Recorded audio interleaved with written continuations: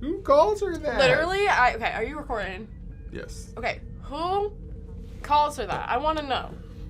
Genuine, I don't remember anyone ever saying her name. What's up, my know-it-alls? Well, here we go. Take two. This time, the real version. So we actually recorded this already once, and the microphone decided to die on me midway through and not signal me through any of the things that I have monitoring. That's on me. So I have with me, of course, Baby Know-It-All. Hi. Yay! And we watched this morning Lower Decks episode 4. 3. Episode 3. Sorry, it's She-Hulk is episode 4. I'm gonna get all these things straight, I promise. I gotta re-record that next. Mining the Mind's Minds.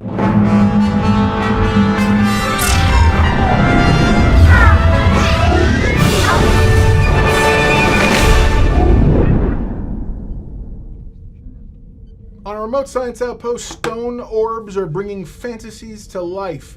Tendi starts her first day as a Senior Science Officer Trainee. So, yeah. So that's the episode. In a nutshell, there are two storylines that are going through. The first is that obviously, yes, like she said, Tendi is starting her officer training she's starting to learn how to be chief or senior science officer. And then the rest of the time, we're dealing with Boimler and the crew and other stuff that are all having to do with this particular, not a peace treaty, but a negotiation that has happened. And of course, the Cerritos and its sister ship are the only two that are there responding after the fact in terms, because they are what's called a support vehicle.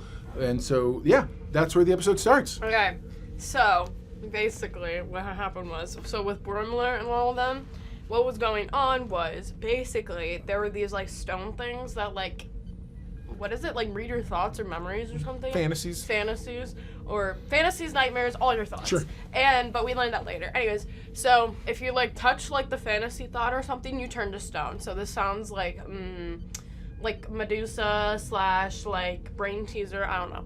Anyways, so I have a bone to pick with the writers or whatever, only for the fact that like when the sister ship gets there, it's like Cali class or something. Yes.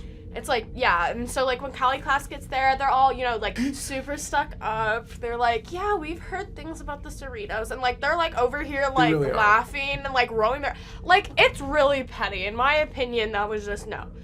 All the no's and just no. And so, yeah, I just hated that. I hated them. Absolutely, it was rough. The entire episode, too. And the thing is, I'm sitting here going, I'm with you in that. I'm asking myself, well, hold on a second. Why is this...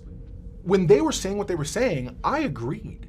I was yeah, the Cerritos, they've been kind of screw-ups. I get it. They have a bad reputation, whatever. I thought it was going to be one of those things where you get to the end of the episode, and that group is like, oh, man, we were wrong.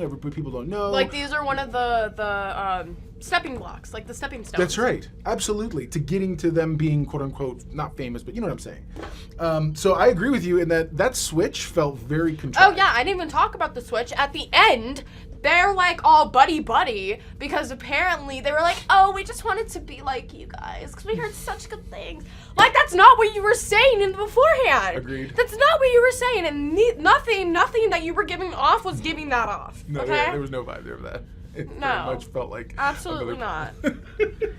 So what did you think? Okay, so so then we get to the we're dealing with Tendi. What are your thoughts on that storyline? Well, I think it's weird that her name's Tendi. What's her last name? But I get you. Yeah. So, okay, let's see. How do I feel about that? I felt like the bird person guy, like, he was kind of out of place. Bird person. It has been a challenging mating season for bird person. Then it's time to get your beak wet tonight, playa.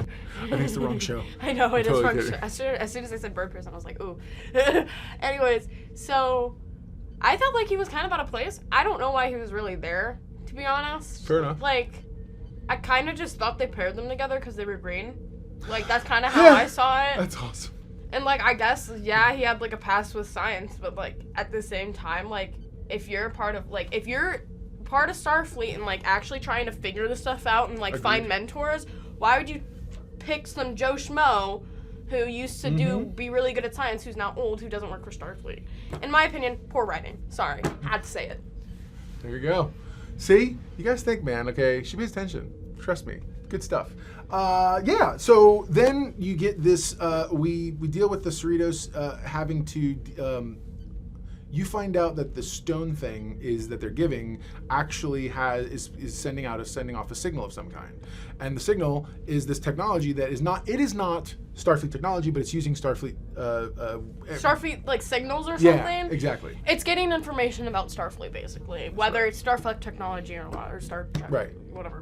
Mm-hmm. Yeah, no, they're trying right. And so again, I liked what they did in terms of setting a lot of that stage there. Again, the stories that they're putting together. I like the crew. They're growing. I feel like you can't be lower decks much longer. Eventually, you have to get promoted. Yeah. Okay, so the thing about the stones, I feel like we're gonna see that later on because only for the fact that literally in the freaking conference room with the chief and then the other chief, the stone had like a tracker thing in it that they were gonna give them, and so then Tendi, she broke it. And she was like, stop it. And she was like, there's literally a tracker right there. And she was like, oh. And so basically, just because that tracker is out doesn't mean anything. They didn't destroy the big green sphere that was having all the connections. And, like, I understand that, like, you technically can't because it's another race or civilization or whatever. But at the same time, they still have that technology. Agreed. So I have a feeling we're going to see that later. Yeah, no, for sure. Absolutely. All right, well, there you go, man. I loved it. I liked the episode because I'm really enjoying what they're doing with this. It's a different medium. You know what I mean? It's like you said, it's one of the Star Treks you love. Well, she said it in the last version of this episode. Oh yeah, This is like one of the only Star Treks like I actually like watch. There you go. And I'm all about it too because again, I feel like there are people who complain who are like, oh, why are they trying to do this and that? Dude, it's if it gets people into it, then who cares? You know what I mean? I enjoy the show very much, and for me, there's a lot of nostalgia feels in there, and I love it because they say the things we used to say watching the show. So it's like literally, they're like, oh yeah, this thing happens, and blah blah blah. It's probably an alien something or other. And what do they deal with? These stones that are making your fantasies come to life through whatever smoke or whatever. And I feel like that's a very Star Trek idea, and this show just carried it very well. So yeah, man. Oh, yeah. So my know-it-all indexes for this week. I am going to give it a 7. Did I say 7 last time? No. Or 8? Okay, 7. Sorry, 7 out of 10. We're doing the show so many. We're doing this so many. Like if I have to do it one more time, oh my gosh, I'm gonna cry if I have to. The rating's just gonna go down again. Yeah. I'm kidding. 7 out of 10 for this week's episode. What did you think? Oh, I thought it was a 7 too. I thought it was just like poor writing, in my opinion. There you go. I mean, it's just like they were just. It was a good episode, yeah, and they put it together very well. But at the same time, like, did it do anything for me? Like, did it change my life? No. Like, am I gonna remember this episode tomorrow? Probably not. Fair. That's what I got from that. There you go. All right. Well, listen, comment below. Let us know what you thought. We'd love to have that dialogue and talk a little bit about this week's episode next week when we go into the review for that one. So, yeah, man. Can't wait to see what's going on. I know there's going to be a live action sometime crossover with I'm so Strange New excited Worlds, for that. which I'm excited for, I can't wait too. to see how they do it. Yeah, well, I know Boimler and Mariner are going to be the two that are going to be live. Do you think they're going to use the actors who voice them? Yep. That's cool. Yeah, I'm excited. It's going to be very cool. So this is, that's Tawny Newsome. She plays Beckett, or actually Mariner. Is that the one who plays, what's her face in Strange New Worlds? I think is what it is.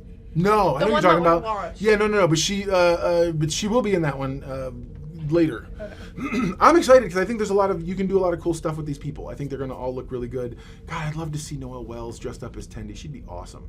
And actually, Eugene Cordero could do a good job too as Rutherford if they were to bring him live. But I think just Tawny Newsome and Jack Quaid being the live action Mariner and Boimler I'm here for that. I can't wait to see it. And seeing, of course, Mr. Hare himself, Christopher Pike, Anson Mount as animated Anson Mount in the show. I think it's going to be cool too.